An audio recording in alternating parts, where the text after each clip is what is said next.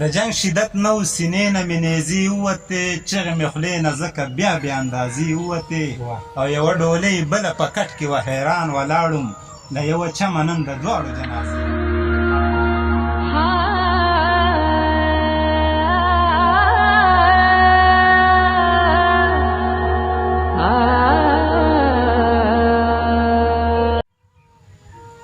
شروع کوم د هغې پاک رب العزت په نامو چې ځمکه فرش او درولی یې بېسترو اسمان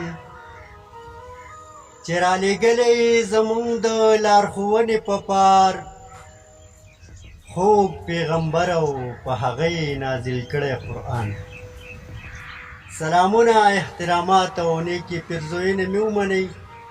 ډېرو ګرانو معززو ملګرو مینوالو زه مسرور جان پښتون د مسرور جان پښتون ادبي بنډار د لارې تاسو سره حاضر یم په دې هیله چې روغ به یې جوړ به یې او ژوند ته به تازه د پروګرام مقصد مو د پښتو ژبې او ادب د پرمختګ او پراختیا لپاره هڅې کول دي نو په دغې لړ او په ننني بنډار کې راسره ګران او ادبي ملګری ښاغلی غازي پښتون صاحب میلمه دی غواړو چې دوی نه خوندور شعرونه تاسو ته ډالۍ کړو د غازي پښتون صاحب طرف ته راګرځو د دوی نه په خپله خپل تعارف او بیا ترې خپل یو انتخاب کلام هم اورو نو ښاغلی غازي پښتون صاحب په خپل ادبي بنډار کې ورته هرکلی او ښه راغلاست یو جهان مننه مسرور صاحب تاسو ته هرکلی وایو تاسو نه ډېره مننه چې تاسو دونه زیار ویست او موږ ته موقع راکړه ډېره مننه ډېره مننه پښتون صاحب مینوال ته ځان ور وپېژنئ او خپله یو لنډه شان پېژنګلو مو سره وکړئ زما نوم غازي پښتون دی او د اشنغر د سیمې سره تعلق ساتم او شعر او شاعري شوق کوم غزل به درته ویم غزل نه به درته مخکې یو دوه شعر ووایم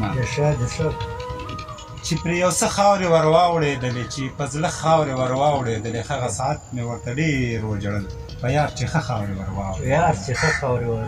او غزل دی ای سولې دا ځل مرم اخري وار دی له کلونو ای سولې دا ځل مرم اخري وار دی له کلونو ای سولې بس د راشه انتظار دی له کلونو ای سولې ستا جواب په غوږو نه اورم چې ولې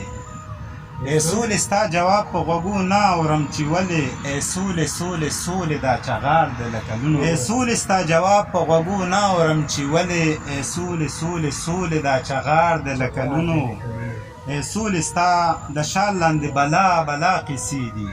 ای سولې ستا د شال لاندې بلا بلا قیسې دي ای سولې تا پټ کړی پرې رخسار دی له کلونو او ای سولې د دې جنګ رقیب خو ماتې کړه وزرې ای سولې د دې جنګ رقیب خو ماتې کړه وزرې او ای سولې ګرم کړی بازار دی له کلونو ای سولې د دې جنګ رقیب خو ماتې کړه وزرې ای سولې ګرم کړی بازار دی له کلونو ای سولې له خندا در سره راوله او راشه ای سولې جړېدلی زمون ښار دی له کلونو ای سولې له خندا در سره راوله او راشه ای سولې جړېدلی زمون ښار دی له کلونو ای سولې ستا په نرخې تور باروت مونږ ته راکړي ای سولې ستا په نرخې تور باروت مونږ ته راکړي ای سولې دلته نقص یو دکاندار دی له کلونو ای سولې ستا په نرخې تور باروت مونږ ته راکړي ای سولې دلته ناست یو دکاندار دی له کلونو ای سولې تا وران کړی خپل سنګار دی له کلونو ای سولې د پښتون زړه ناقرار دی د کلونو ای سولې دا ځل مرم اخري وار دی له کلونو ای سولې بس دې راشه انتظار دی له کلونو مننه مسرور صاحب ژوندی اوسې پښتون صاحب نو پښتون صاحب په یو کلام خو به د مینوالو ادبي تنده ماته نه شي او یو بل کلام مو سره شریک کړي نو ډېره بخښنه مننه ووایو تاسو ستاسو فرمایش دی د جنگ شدت نو سینې نه مې نیزې ووتې چغې مې خولې نه ځکه بیا بې اندازې ووتې او یوه ډولۍ بله په کټ کې وه حیران ولاړم له یوه چمه نن د دواړو جنازې ووتې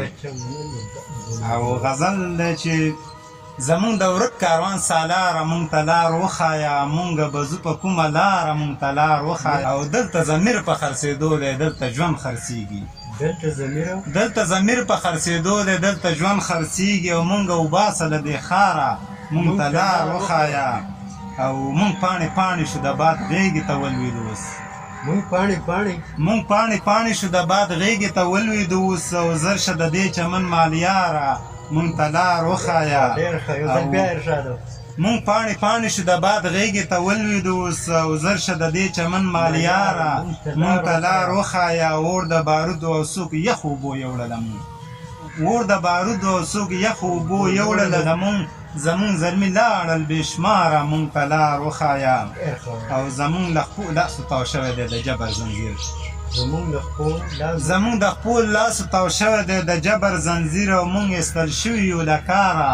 مونږ ته لار وښایه او دومره خوار نه وم چې اوس خوار یم د ازل په برخه مسرور صاحب دومره خوار نه وم چې اوس خوار یم د ازل په برخه خو په ما وارو شو بې واره مونږ ته لار وښایه او د پښتنو غم له پښتونه پاتې کړې یاري د پښتنو غم له پښتونه